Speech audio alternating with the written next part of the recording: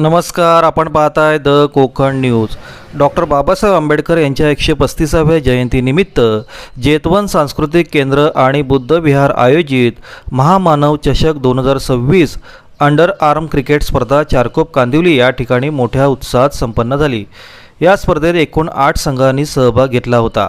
या स्पर्धेत मराठा वॉरियर्स विजेता संघ ठरला आणि आकुर्ली बॉईज उपविजेता संघ ठरला।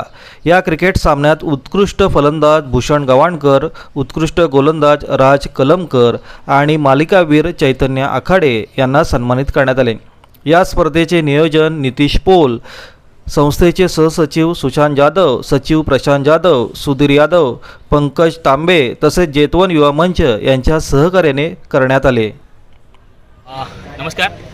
आज दिनांक 12 एप्रिल 2026 रोजी चारकोप सेक्टर क्रमांक 3 कांदिवली येथे जेतवन सांस्कृतिक केंद्र आणि बुद्ध विहार यांच्यामार्फत आयोजित महामानव चषक 2026 भारतरत्न डॉक्टर बाबासाहेब आंबेडकर जयंती 135व्या जयंती दिनानिमित्त आपण इथे चारकोपमध्ये अंडरआर्म सी सर्कलची बॉक्स क्रिकेटची टुर्नामेंट भरवली होती, जी अतिशय उत्तमरित्या पार पडली आणि त्या टुर्नामेंटच्या मागे पूर्ण संस्थेने अतिशय खूप मोलाचं सहकार्य आम्हाला केलं।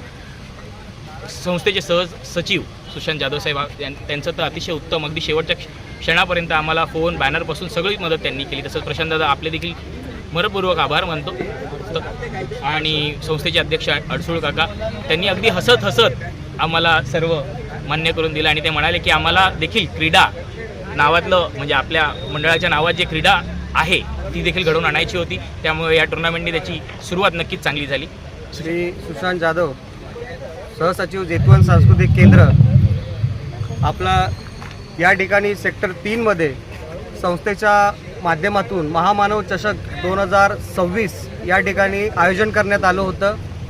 आमच्या संस्थेचे अध्यक्ष आयुष्यमान रमेशजी अडसूळ यांच्यापर्यंत आम्ही ती आमची विनंती पोहोचवली।